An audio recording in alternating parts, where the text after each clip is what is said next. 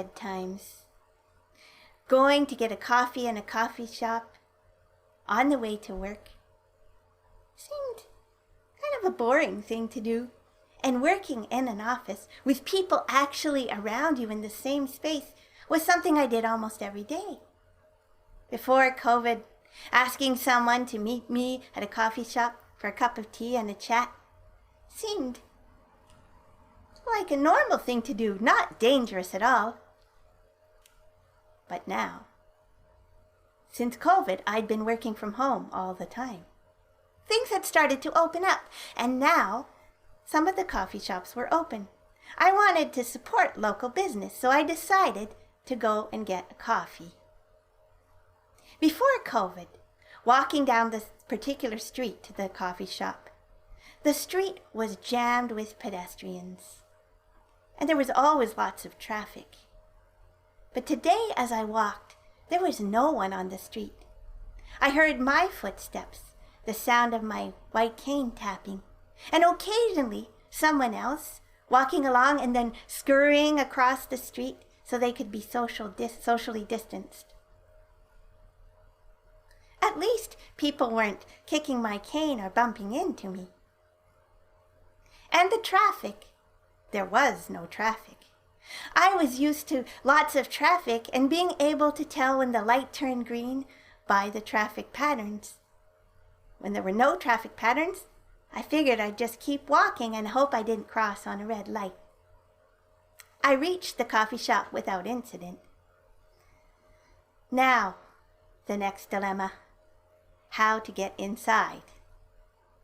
A lot of places blocked off one of their entrances and put a sign up saying which entrance you needed to use, or if there were 2 doors, they might say, use the door on the right.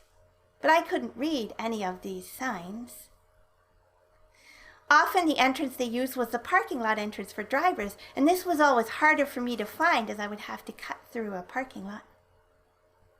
But luckily for me, this coffee shop had only one entrance, and the door was unlocked. I opened it, stepped in, and I almost went right back out again, because the feel was different. I was used to this coffee shop feeling cozy and warm, full of the smell of coffee, full of people chatting, big lineups at the counter. It seemed echoey and cavernous. I called into the space, "Is this the coffee shop?" I was assured that it was. Now I wondered about lineups. Were there X's on the floor? If there were, I wouldn't be able to tell where they were. Was I socially distanced from anyone else? I would often hold my white cane out straight in front of me like a sword, telling people not to step beyond the end of this cane. But there was no one in the line. "Can I help you?" someone asked me. I heard a voice bouncing off the plexiglass, but I had no idea where she was. My mom had told me from an early age, "You're totally blind, but you still need to face the people that are talking to you." Usually I did that by the sound of voices, but I had no idea where she was. So I asked, "Am I standing right in front of you?" She assured me that I was, and made her answer sound like I hadn't asked an odd question at all. I ordered. Then she said, "You pay by tapping your card on the glass." I touched the card to the glass, but where on the glass? "Up a little," she said, "left a little, down a little, now hold it right there."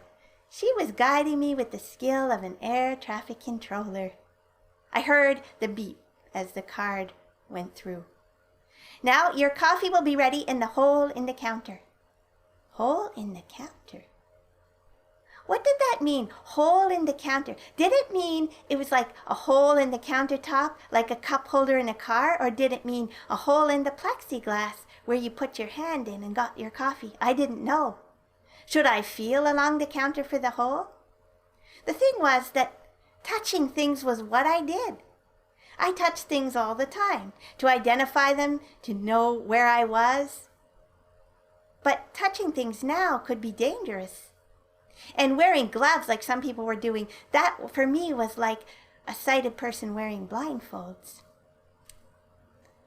Instead of touching the counter, I walked along beside it, and my air traffic controller called me and said, "Your coffee is about 10 feet ahead on your left. Now 5 feet ahead." And then she tapped the takeout cup on the counter, and I honed into that sound. 2 feet, 1 feet, there you go, she said. I put my hand out, and there was a hole in the plexiglass where I could retrieve my cup.